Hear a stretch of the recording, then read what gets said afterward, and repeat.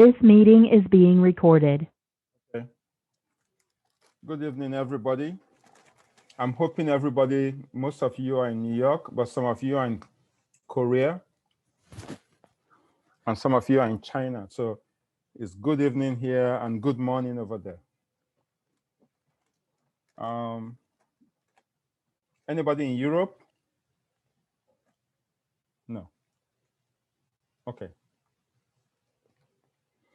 So tonight I want to review a few things. Not review, I just want to let's all agree where we have been. And then I will assign homework to each of you, to all of you. And then I will introduce what we shall be doing next, okay? And that will be the end of class today. That should take us to 7 p.m. So where have we been? Where are we coming from? Well, we started this class by introducing the class and saying that we shall be looking at time series data here. So we're going to go to Facebook, download Facebook, look at all the numbers, either daily or monthly or annual. Look at all the numbers and ask ourselves,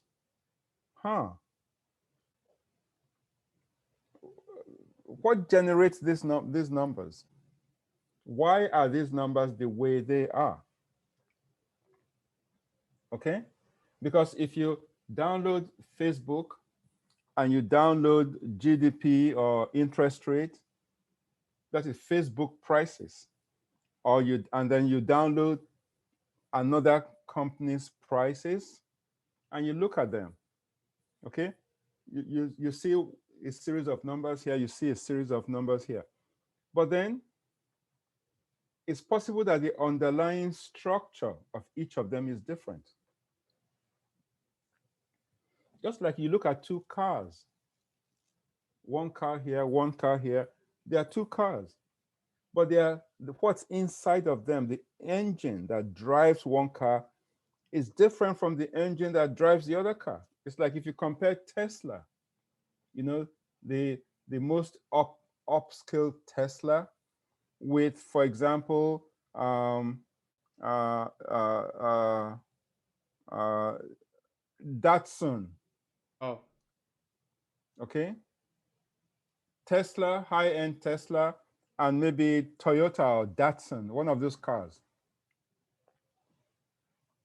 Well, both of them are cars,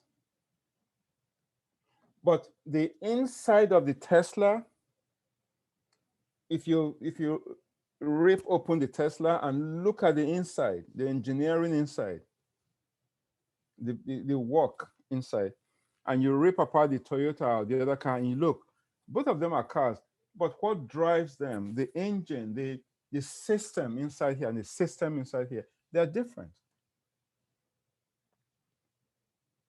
That's what we need to do in this class.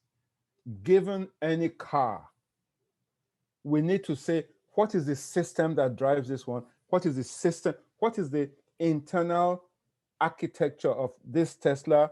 What is the internal architecture of this car? Because this car has this particular internal structure, we call it a Volvo. Because this car has this internal structure, we call it a Japanese Toyota. Because this car has a particular structure that we recognize, we call it GM car. So our job now would be to study, because for cars, maybe there are 10 different structures that if you study those 10 different, like engine and wiring and the gear system, maybe there are 10 different ways you can build a car. Even if there are 500 different manufacturers of cars in the world, but all the 500 of them use maybe one of 10 different types of structures. Do you understand what I'm saying, all right? Do you guys get what I'm saying? Yes. Okay. So our job now would be, for my automobile example, we are going to we study to recognize all the cars, 500 different types of cars in the world. All we need to study is 10 different structures that all the cars can take. So this structure, maybe 100 different cars go with this structure, and so on. So if you study well those 10 structures, whenever anybody brings a car to you, you say, okay, wait, I can tell you exactly what kind of car is this. You open it up, you look at it, so, this is a Mercedes. And then you look at it, oh, this is a Toyota. You look at it, oh, this is a BMW, because you know the internal structure. So in this class, we're going to be studying the possible internal structures of time series. So that given any time series, we can say, oh, by the way, this set of numbers you gave me, this time series belongs to this class, because I recognize its structure. That's why we shall be studying white noise, because white noise is a particular type of structure. That's why we shall be studying autoregressive models, AR. That's why we shall be studying MA, moving average. Then we shall be studying ARMA, because if you put now together AR and MA, autoregressive and moving average, you now get autoregressive moving average structure. And then finally, we shall study ARIMA, arima. So guys, if I ask you, look, I'm going to Yahoo and I'm going to download a set of daily data, 20 years of daily data. Tell me what structure it is. What type of series is that? Suppose you don't know about the company at all. It's a Korean company, and all you have been living in America, you've never heard of this Korean company.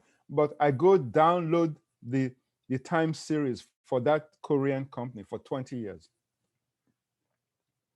day by day, and I give it to you. I say, what is the underlying engine of this time series? Because you already know the structure of white noise.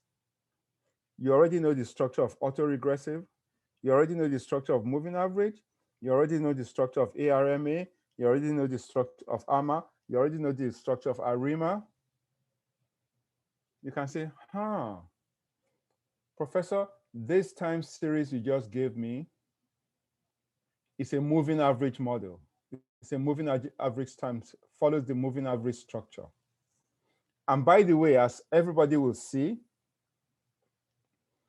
even if it's an AR model, autoregressive, it can be AR1, AR2, AR3, AR4. It could be many ARs. If you recognize the moving average structure underneath, okay, so you tell me, Professor, this is a moving average time series. It follows a moving average structure. Okay, so that means it's not AR, it's not ARMA, it's nothing else but MA. Now the next question would be, is it MA1? Is it moving average 2? Is it moving average 3? Is it moving average 4? Is it moving average 5? And so on and so forth. So for AR, you recognize the structure, then you have to tell me what type of AR is it? 1, 2, 3, 4, 5, 6, and so on. If you say it's MA, fine. But what type of MA? If you say it's ARMA, that's fine. Is it ARMA 1, 1? That means the AR is 1, the MA is 1. Or is it ARMA 3, 2? That is the AR, the autoregressive component is type 3, and the moving average component is time 2. So there could be, for each structure, there could be many combinations of that structure. So that's what we shall be studying. Tonight, I will hopefully introduce you to the structure that we call autoregressive. I will just introduce it. And the next Tuesday, we shall begin to build up its properties. But so far, what you and I have done is, given any time series, remember, a time series that you and I will be dealing in this class, we are not dealing with the population. We can only deal with a sample. So I ask everybody, go to Yahoo, please download Facebook, 15 years data of Facebook, or go to Yahoo and download 25 years of monthly data for IBM. That 24, those 25 years month by month numbers is just a sample, 25-year sample. But we want to know, yes, that's a sample. But suppose we had the entire population of IBM prices, the whole of IBM prices, from day whatever to day whatever. What will that distribution look like? Okay? Well, we already did that in this class, because the particular question we will ask is, if you go to Yahoo and download IBM's prices day by day for 25 years, day by day, and you study it, that's a sample, by the way, are you able to tell me from studying that sample, doing certain things with that sample, are you able to tell us whether that 25 years of IBM day-by-day prices, do the returns come from a normal distribution? We already did that in class. So I can tell you, everybody, tomorrow, go download IBM for 30 years, day by day, and tell me those numbers, do they appear to come from a normal distribution? If you convert them to returns, do they appear to come from a normal distribution? Was that the Jacques Barrett test, Professor? Exactly. So we already covered that in this class. So there you go, you calculate the mean, the sample mean, calculate the sample variance, and then standard deviation. You calculate the sample skewness and the coefficient of skewness. You calculate the sample kurtosis and the coefficient of kurtosis and excess kurtosis. And then using the Jacques Barrett test, you tell me whether it is statistically, whether those numbers, it's a sample, but whether those numbers come from a population of normal distribution, normally distributed population. And if you do not want to do the formal test, you can do what we call, you remember the QQ plot, and just eyeball it. Okay, so we have done that already. Does anybody have a question? Have you forgotten that we did it? No, you didn't forget. Because what was it, Alec? Yes. Yes. You told me the Jacques Barrett. Yes. So my man, you didn't forget. And I'm sure all of you in this class did not forget. So we already have a very powerful tool. Given any series, we can test whether, given any series, that series is a sample. We can test whether that sample series comes from a normal distribution. QQ plot, you eyeball it and then do Jacques-Berer. That's it. Okay. The next tool we have introduced is the concept of stationarity. Can anybody remind us what are the conditions that must hold before we can say this series is stationary? 2 moments. Okay, what about 2 moments? Who said that? Natalie, who? Who said 2 moments? I did. Okay. All right, but 2 moments doesn't tell me The anything. mean has to be constant and the variance has to be Constant. constant. Okay, the mean has, the first condition is the mean has to be constant, yes? What else? The variance has to be constant. The variance has to be constant, or the covariance at lag 0 has to be constant, yes? And the autocorrelation has to be 0 at every point or significantly 0 at every point besides the first lag. No, that's a white noise. Oh, wait. That's a white noise. Then, Remember Joseph Baghdadi, what you are thinking of, you remember Joseph, I Yeah. took Joseph Baghdadi's example in Excel sheet. That's what you are thinking about. So talk to me about it. What must the autocorrelation be? Be constant at different legs. Be Between different constant. legs. the Exactly. autocovariance has to be constant. Exactly. Thank you. It has to be but hello, is the autocorrelation function, is it changing? Yes.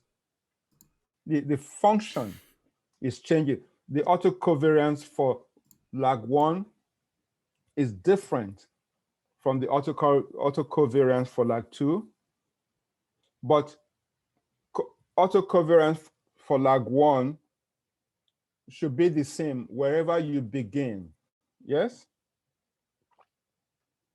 If you're measuring from 2000, if you have data from let's say 2000 up until year 2020, and you have it month by month, then whether you begin January 2000 measuring one lag, or whether you begin January 2005 measuring one lag, those one lag covariances, correlations must be constant.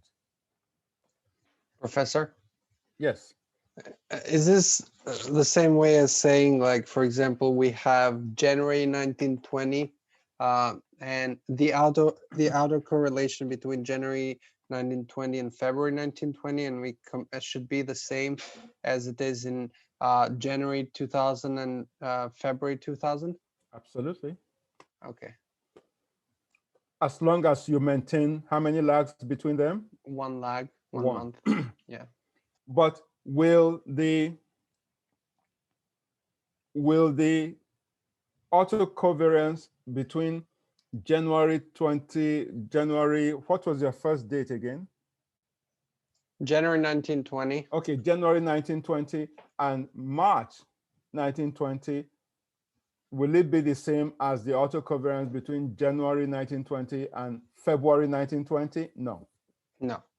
Because That's different lags. it's different lags. But as long as you keep 2 lags, January 1920 and March 1920, that lag, that autocovariance will be the same whether you come to January 2019 and March 2019, as long as you maintain 2 lags. So the autocovariance at different lags, they are changing. But autocover at this one lag will be the same, no matter where in the series you are. You understand? Yes. Yes. Okay. All right. Professor, to clarify, you said that in the example, the lag from the autocovariance from January 1920 to March 1920 is not the same as February 1920 to March 1920. Is that what you said? Yes, it's not the same as January to February or February to March, because those are one Okay. lag each. Mhm. But January to March is 2 lags, remember? Yes. Okay, good. That is what we call, if those conditions hold, we say that that thing is stationary.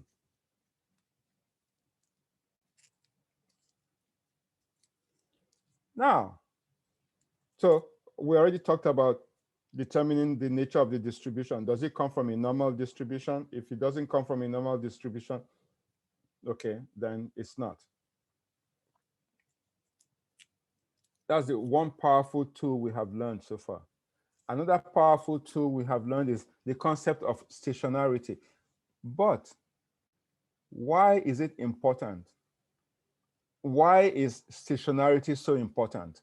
Now, while you are thinking of it, I didn't ask you why the concept of normal distribution is important.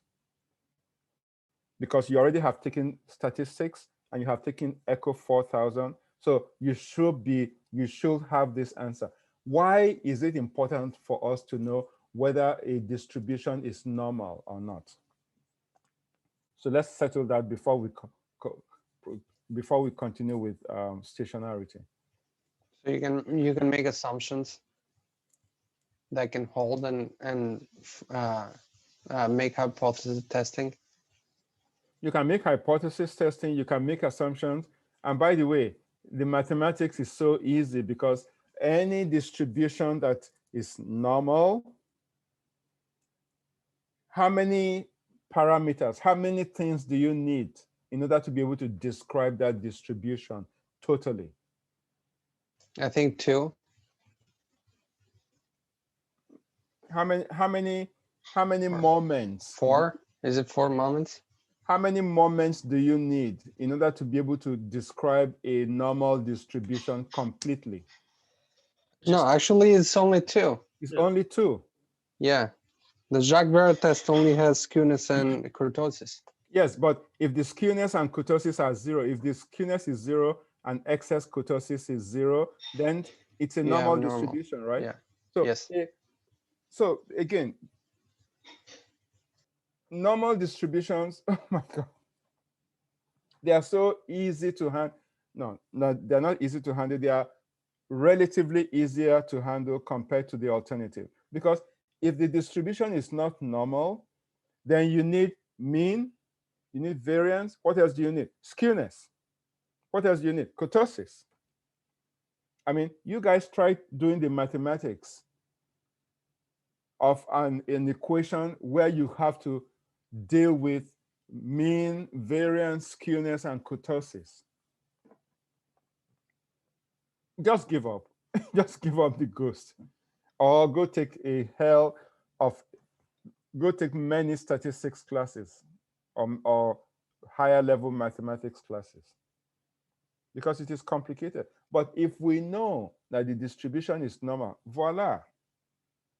All we have to do is we measure the mean, we measure the variance, and therefore standard deviation. That's all we need.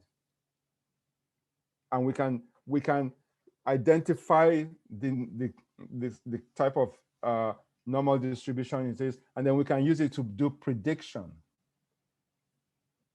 But in addition to figuring out what distribution it is, it's even better to also identify whether it's a stationary distribution or it's non-stationary. So what is the importance of stationarity?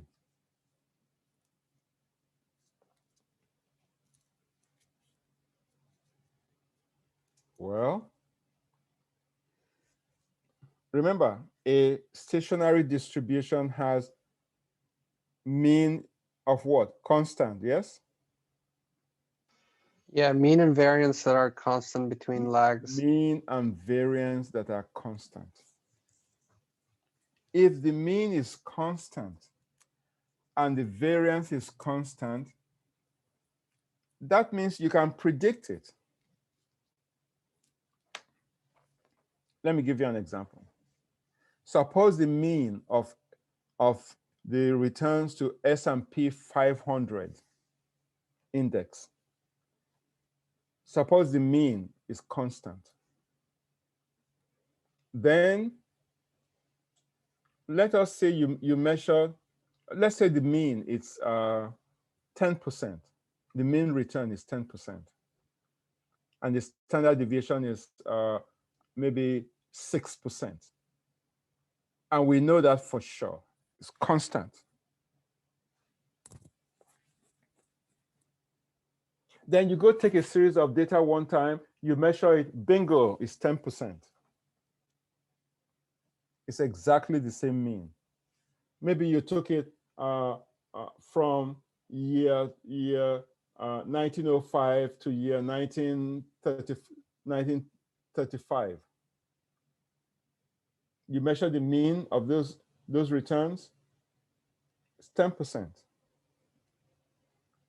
And then you take the mean again from 1950 to the same time period. You measure it, it's 7%.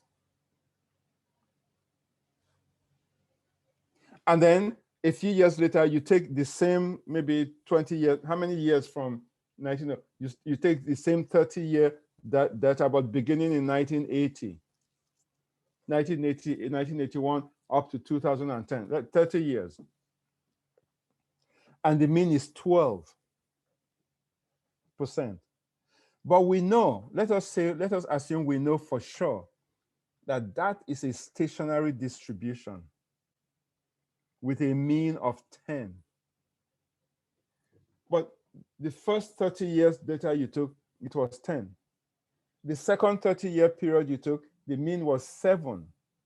Okay, if we know that that distribution is normal, is stationary, and that the mean is always 10, but temporarily you took this 30-year sample, the mean was 7. What will your prediction be? Yeah, but the thing is with Wait, Tobias, hold on. Yeah, no problem. What will your prediction mean? Will you predict that S&P 500 will be going back, will be that the returns will be, that the mean of the returns will be going up or going down below 7?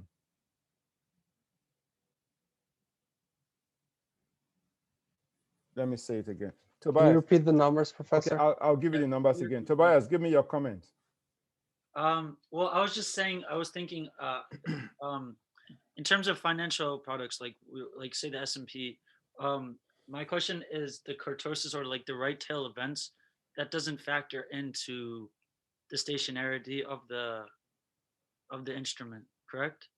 Because you could always be susceptible to these right tail events, which you're saying that we're interested in stationarity because it provides a sense that we can predict the instrument. But my question is the right tail events that we also have to factor in. Am I correct in saying that? Where's Danny? Danny, what was the question you asked me about stationarity last class? Okay, it's okay. It's okay. Tobias, that's a great question you just asked me, okay? So, but let's hold on to it for now, okay? Okay, just let's hold on to it for now, because we are going to see a definition for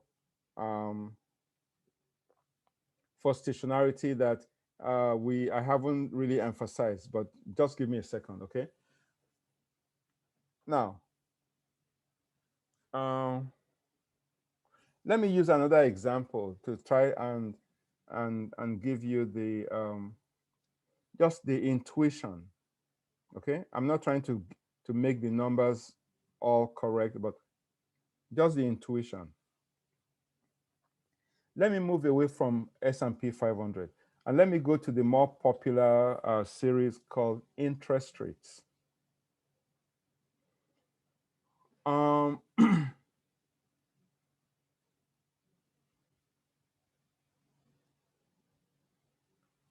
In the United States, everybody listen carefully to me, please. In the United States,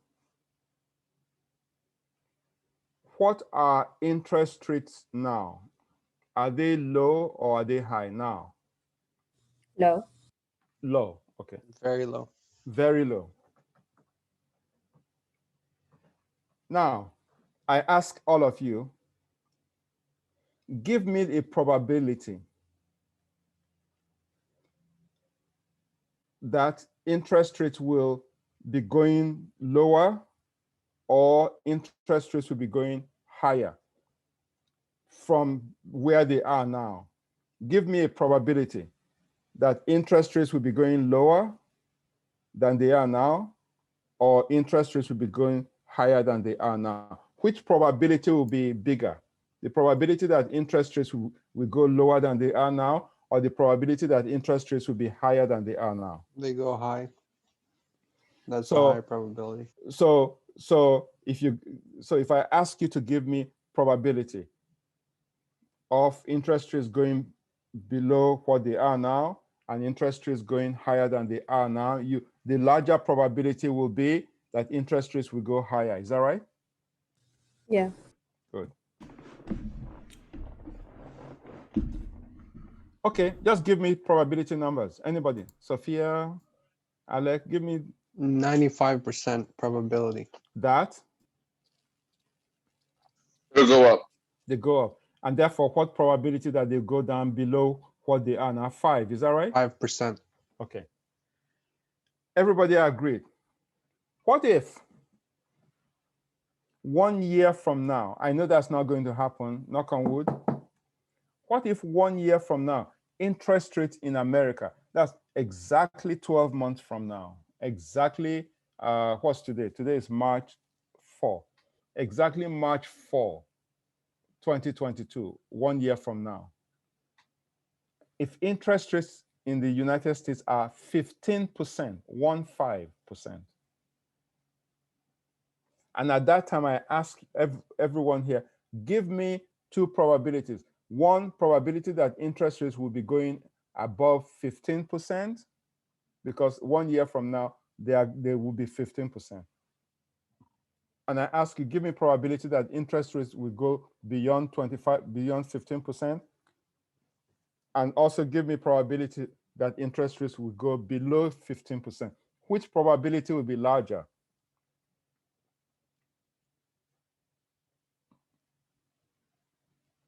Yeah, the roles would reverse. It'd be like someone said in chat, like 95% chance that it would then go lower. So the roles would switch.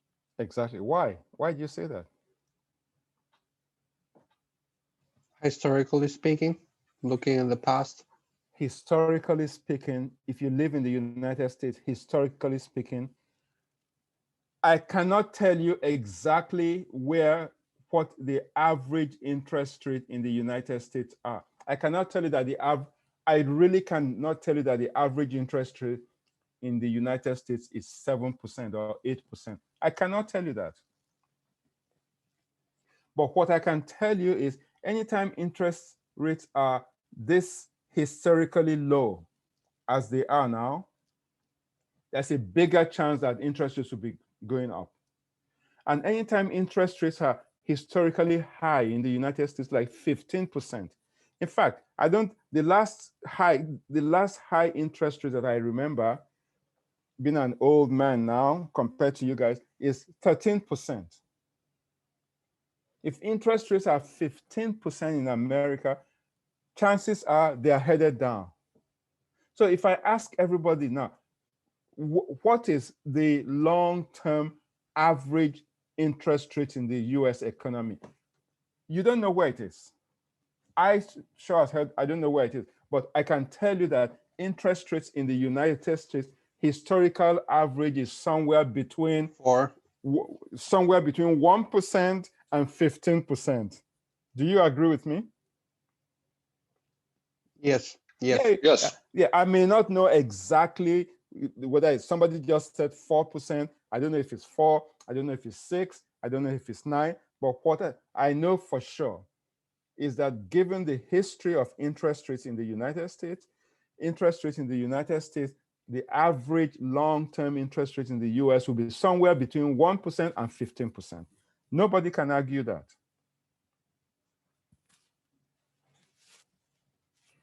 If you and I agree to that, then we are essentially agreeing that long-term interest rates in the United States are stationary because their average is, on the average, is constant, somewhere between 1% and 15%. All right, now comes the intuition behind stationarity. That means anytime interest rates, for any particular period of time, interest rates are historically lower than that long-term average.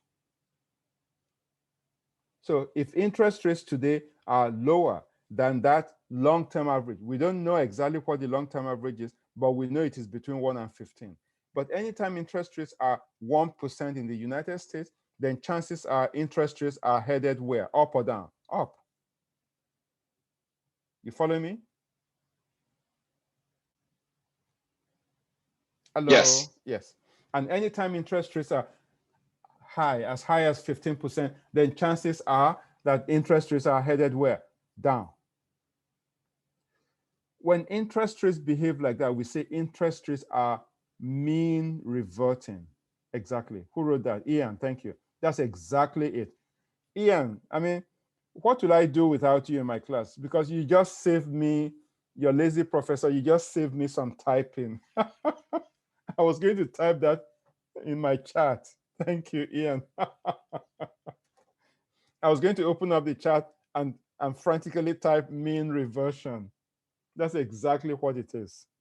So in Thank a you. So, sense, you could say stationarity and mean reversion are, in essence, like synonymous with one another. well, you can say that stationarity implies that that series will be mean reverting. Okay? That's one of the reasons why we want to know whether a time series is stationary.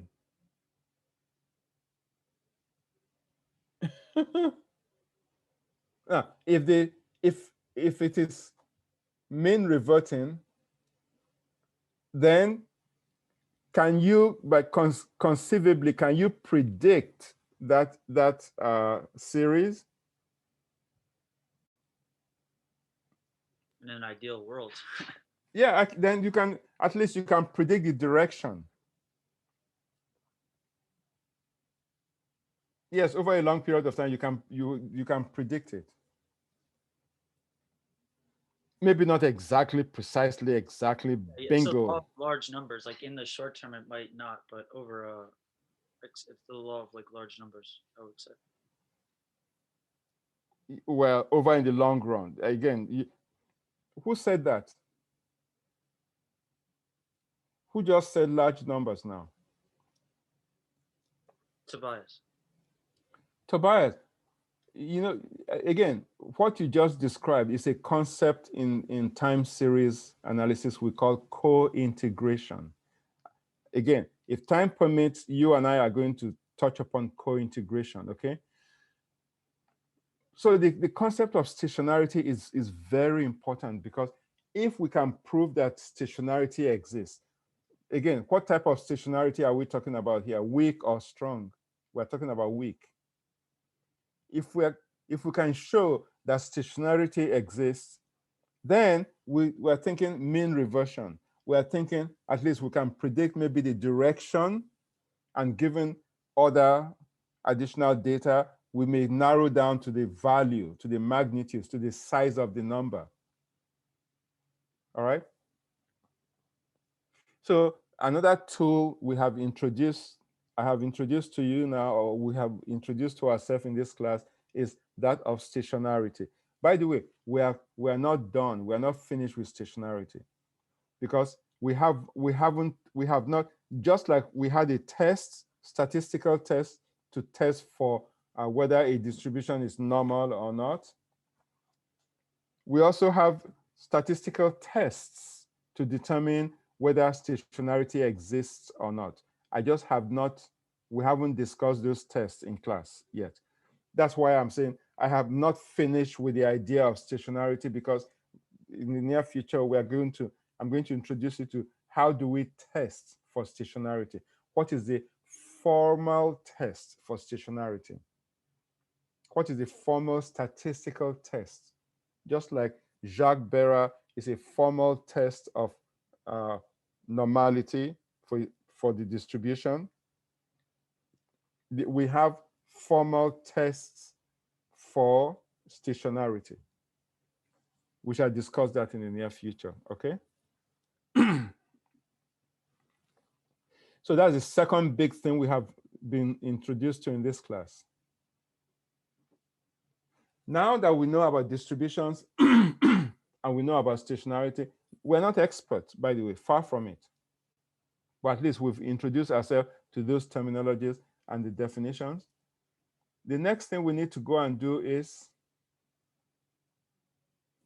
again, by studying stationarity, we come across the idea of autocorrelation functions and this and that and that. We've come across all of those. So now we are ready to play ball, because the next thing we want to see is, given a time series, we can test for whether it comes from a normal distribution or not. We can test whether the series is stationary or not. If the series is stationary, then we can predict, or we can not predict, we can say to a reasonable degree of certainty what is the structure driving that time series. Okay, we can say to a reasonable degree of certainty what is the driver, what is the driver behind those dates, the time series. Sorry, all right, sorry, I just put it on mute, my cell phone. Again, let me draw an analogy to what you studied in Echo 4000. Remember, in Echo 4000, what do we want to do in Echo 4000? I give you a long series of a long line, many years of data, and I call it sales. Let's say sales of Walmart. Okay, let's say sales revenue of Walmart year by year for the past 50 years. And then I give you, so that's my Y variable. And then I give you the same 50-year data month by month. I give you advertising expenditure, how much each year Walmart has been spending over the past 50 years, over the same 50-year period, how much per year they spend on commercials, advertisements about Walmart. You're driving a car along the New Jersey Turnpike, you see a big sign, go by, there's a Walmart 2 miles away from here. If you stop now and give us this code, CODE, then we shall know that you saw that advertisement and you drove in. And because of that, we are going to give you a 10-gallon, fill up your tank for 10 gallons free of charge. 10 gallons of gasoline, something like that, an incentive. All right. So if I give you Y, sales in dollars year by year of Walmart, and X, how much Walmart spent every year in the same period advertising Walmart. What did you do in Echo 4000? You ran a regression, yes? What did the regression want to do for you? You want to find an equation that represents how advertising expenditure determines how much sale. And then if you do your analytics and you say, oh, the relationship is statistically significant, and the equation is sales, Y equals 3 plus 4.2 times advertising expenditure. And you run a regression, and that equation is kosher. Y equals 3 plus 4.2 times X, where X is advertising expenditure. That means if we believe in that equation, that means I can use that equation to predict next year's sales of Walmart. I can use that equation to predict sales of Walmart 2 years from now. All you need to do is give me how much you plan to spend, X. I plug it into that equation. I multiply it by 4.2, and I add 3 to it. And the result will be how many millions of dollars of sales Walmart will make. By the way, guys, is that the only equation that might exist between sales and advertising expenditure? No. Maybe that equation is not Y equals A plus B times advertising expenditure X. It could be Y equals A plus B1 X1 plus B2 X2 plus B3 X3, where X1 is advertising expenditure, X2 is average income of people that live in that neighborhood, and X3 would be you know, how many X3 would be how much tax you pay. I mean, it could be dependent on sales, could be dependent on only one X advertising expenditure, or it can be dependent on 2 or 3 or 4. That's why we do regression, because we want to know what is the exact relationship between two of them. What is the exact linear relationship in this case? Because if our regression is very good, the results are very good, the R squared is high, all the T's are T statistics, the P values, they are all in the right direction. That means that equation is good. So I can believe in that equation. I can use it to predict sales for next year. The same thing with time series that we're going to be doing in this class. We know the distribution, how to test for the distribution, whether it's normal or not. We know how to test for, we don't know how to test yet for stationarity, but we know what stationarity means. The next thing we want to do is we want to begin to find the different equations, the different kinds of equations, or the different types of structures. Instead of structures, you can think equation. The different kinds of equations that can help us explain each of those returns. So in this class, when I give you a time series, okay, annual returns of Uber for the past 10 years or so, what equation drives those Uber returns? Exactly what kind of equation can I use to determine how those numbers are generated? Just like in Echo 4000, if I give you sales and I give you advertising expenditure, what would be the exact relationship? What would the exact equation be between the two? Is it y equals a plus bx, or is it y equals a plus b1 x1 plus b2 x2? That's why you run the regression. If you run the regression with only one x and the R squared is only 25%, then that means there are other variables you are missing out on. Yes, you remember? Yes. You can see that in the error term. If the error term is correlated to the y, then you picked up some other.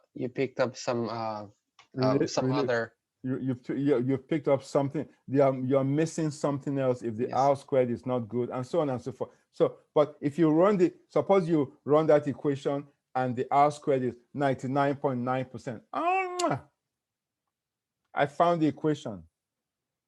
So you can then use that equation to do prediction. The same thing for time series. The next phase we're going to go into is how can we determine what are the possible types of equations that can drive a time series? Of course, we cannot study all possible equations, types of equations, but there are some key ones that we can study, because those key equations, they apply over and over again to different time series. Okay, so and those equations, they are called autoregressive, AR. They are called moving average, and so on and so forth.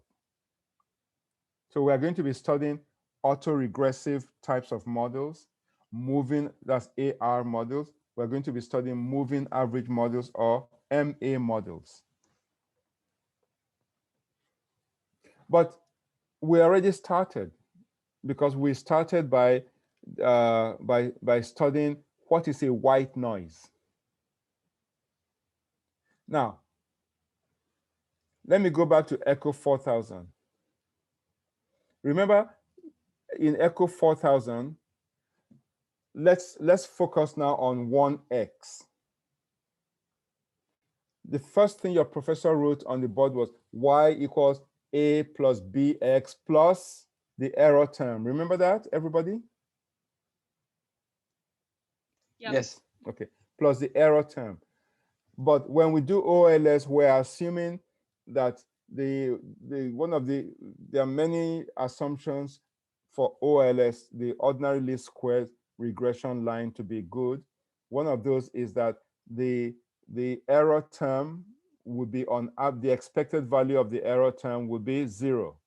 In other words, the average of the error term would be 0.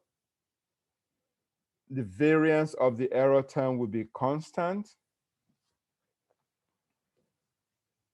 The correlation between the error term and the x and the y would be not existent, and so on and so forth. Those are called the assumptions underlying the least squares methods. So in Echo 4000, we gave that error term y equals a plus b x plus the error term.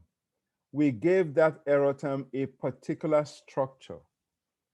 We assume its expected value will be 0. That means on average, whether you have positive errors or negative errors, on average, it will be 0. The errors will knock themselves out. The variance will be constant, and so on. The same way in time series, we're going to be studying many equations, but each of those equations will have an error term. Just like your equations in Echo 4000, it will have an error term. In time series, whether we are dealing with autoregressive models or moving average, there's an error term there. So we want the error term to be of a particular nature. That's why we introduce you to white noise. Because when I introduce you to autoregressive models are like y equals a plus b x plus an error term. That error term is the white noise error term. So white noise is the beginning. And then you add some more structure to the white noise, and you call it AR, autoregressive. Or you add one structure to that white noise, we call it moving average. So white noise error, what we call a white noise process, is fundamental to where we're going, because every other equation we are going to be studying includes the white noise as the error term. Everybody understands? Professor, would you be able to give us like to do an example? Like I remember the econometrics book had an example of how what was the expected score based on the student teacher ratio, and they did all that. Will we be able to do Or will you be able to give Yes, us absolutely. like how you work with the white noise in the error term Oh my God. by having a very simple I already have it. It's just that I am not doing it now. I already have it for white noise. I have it for AR. I have it for everything. But I must warn you, it doesn't look pretty. Okay. But on Tuesday I'll begin to work it out. The autoregressive one. I'll also give you an example for white noise. But where we are really going is autoregressive models. Okay, but it's almost 7:04 now. Before we go, let me show you the basic equation for an AR model. Okay, everybody, just hold on. I'll just show it to you, and then we call it quits for today, and then we continue on Tuesday. Just hold on, okay, everybody. Let me show you.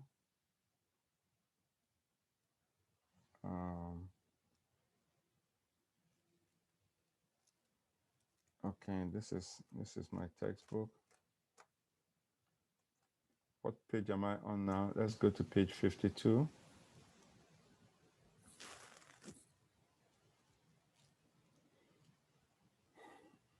Okay. Let's go to page 51. Professor, also don't forget to talk about the homework that you were going to Yes, assign yes. us. If I don't have time now, I will just post it on Blackboard, okay, over the weekend. Don't worry about it. So look, this is the. Are you seeing? Are you all looking at the equation 2.8? Yes. This is what we call an AR1 model, autoregressive 1 model, because it says that if X represents the return to IBM, that the return today depends on the return yesterday. You see, one lag. You see that? Yes. So the return yesterday determines the return today. The return today will determine the return tomorrow. But how? Give me the return yesterday. I multiply it by a constant. I add another constant, and I add the error term.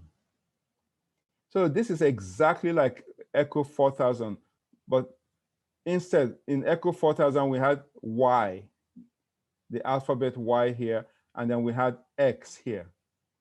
But in this case, this is Y, and this is Y, the previous Y. So like Echo 4000, you were trying to determine what was the relationship between sales and advertising expenditure, two different things.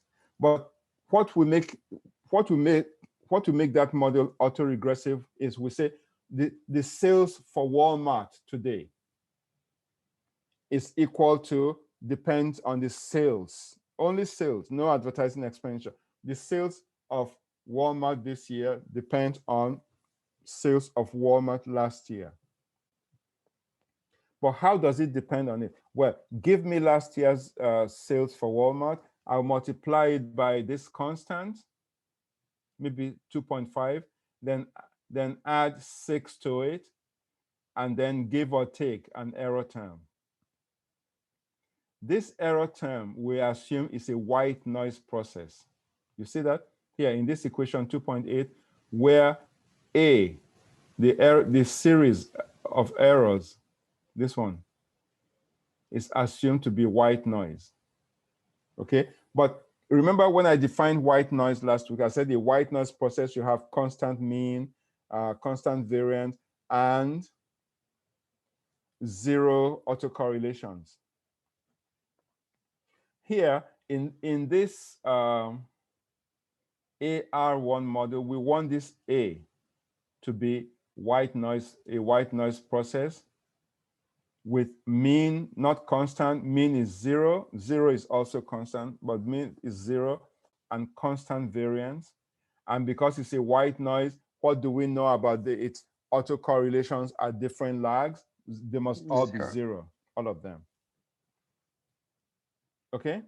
So this is like the the simple regression model that you studied in Echo 4000, because you have one Y here and you have only one X. When you have many X's in Echo 4000, we call it not simple linear regression, but what do we call it? Not simple linear regression, but multiple linear regression. So this is an AR1 model. Let me show you the multiple linear regression equivalent of the AR1. Okay, just like I used one X or many X's. So hold on a second, please. So if it's not, look, you see here, this is the multiple linear linear regression equivalent. Okay, so the first one I showed you, 2.8, is an AR1 model, but this one is an ARP, where P is larger than 1. It could be an AR2 or AR3. If it's an AR2, then today's return is equal to this constant plus this constant times xt minus 1 plus a constant times xt minus 2. Okay? So these are very dynamic models. Dynamic meaning previous number returned determines this number, and then this number determines today's return determines return in the future, and so on and so forth. But it's coming from within. That's why we call it autoregressive. Okay? So on Tuesday, I'll begin to discuss properties of AR models. But because your textbook is so concise, it's so, it will give you one line, and then the next line, it will give you the next line. But if you really work it out, between the first line and the second line in your textbook may take us 20, maybe not 20, maybe 5 pages of, not 5, but maybe a full 1 page of derivations. So when your book gives you one equation and gives you the next one, well, in between those two, there could be 10 lines of equations before you go from the first equation to the second equation. That's my job here in this class. Okay? So that's what I'll be doing. I will introduce you to all the properties. We shall look at them, and then I'll show you how to derive them, because your textbook will just go, okay, these are the equations. If you do this, this, and this, you arrive at the final equation. But I will do this, this, and that. I will do it in class with my hand. I will upload it onto Blackboard, and then you and I will study it line by line. Okay, everybody? I think I've talked enough for the week for this class. So hold on, let me stop recording. The recording has stopped. All right. Anybody has a question? Okay, so this is what I want your homework to be, okay? It's going to be fun, but I'll talk to Chan, TA, either tomorrow or sometime on Saturday, and then after that, she will, or me, will upload the same homework, but typed out, okay? But let me just tell you what it is if you want to walk ahead. Each of you go to yahoo.com, download data, and then tell me whether it's a normal distribution, and also tell me whether it's a white noise process. That's all I'm going to tell you. So it's up to you to determine how to tell me whether it's a white noise process or not. Everybody just hold on 1 second. Let me show you what I mean. So this is Yahoo Finance, okay? Are you looking at my screen, everyone? Yes. Okay, so this is Yahoo Finance. I go to Yahoo Finance, and I want, let's just say IBM. Okay, I want to look at IBM, okay? I look at IBM. All right, I choose this IBM. Okay. So what am I looking for? So it gives me another page. Look, guys, I go to historical data, okay? You probably know it already. So I go to historical data, I click on it because I want historical data. Now, the data I want everybody to select here, please, is, where is my thing? Okay, historical data. Oh, I have to scroll down, sorry. So this is my historical data for IBM, and then it will tell you what range to pick up. You guys can pick up just maybe 5 years of daily data, day by day, not month by month, day by day. So you can tell it to start January 1, you know, what 1 year, and then December 31, 5 years later, okay? Now, guys, look at the columns here. How many series are here for IBM? Many. But guys, this is the one I want you to choose. Can you see my cursor going Adjusted around clause, it? right? Yes, adjusted close. Why is that so? It has been adjusted for dividends. It has been adjusted for stock splits. It has been adjusted for repurchases. It has been adjusted for many things. So you do not need to make the adjustment yourself, okay? Because it's been done for us. So all of you, just go to yahoo.com, download 5 years of daily data of any company you like. That's okay for now. This is a very simple giveaway homework. And then tell me whether it is, actually 3 things. Tell me whether that its distribution is normal. Tell me whether it is stationary series. And then tell me if it's the structure underlying it is a white noise. Okay? Can you guys do that? Got it. Okay. Guys, you don't have to be perfect. If you make mistakes, that's okay. But for you to do that exercise successfully, you have to ask yourself, you know, how do I test for normality? We know that already. How do I check for stationarity? We know that already. How do I check if the series is a white noise? You know that already. So this is one way for you to review what we have done so far, okay? Again, everybody use only adjusted close. It has been adjusted for everything, stock splits, stock repurchases, dividends, everything, okay? All right. Are we good? Yes. Yes. Thank you, Professor. All right. Thank you. Okay, did you guys, Choose IBM, or do you want any? in your mind now, you know where we are, right? And where we are going? Yes. Okay, awesome. Lily, my Professor, I have another buddy. question. Lily, enjoy the weekend, okay? Yes, who's asking me? Actually, someone answered for me. Never mind. Oh, CJ. So you said you're gonna upload the homework on Blackboard, right? Yes, maybe on Saturday evening. Because So I want tomorrow or Saturday. Okay, thank you. Yes, because I'm waiting for the TA Chan to let me know whether we can meet. No, she wants to meet tomorrow, but I cannot at the particular time. So we're working out when we shall meet, and after that, I think she will upload the homework, and so on. Okay. Got it. Thank you. Bye, Nadia. Thank you, guys. Bye, Nadia. Enjoy. Professor, did you say something about the number of columns that we have to use for the data, or we have to use all of them? What do you mean the number of columns? From the data from Yahoo. No, only the adjusted close. Oh, okay, thank you. But did you see the adjusted close? You want me to show it again? No, I think you showed it towards the end. Okay, so no, just hold on. Let me show it to you now. Just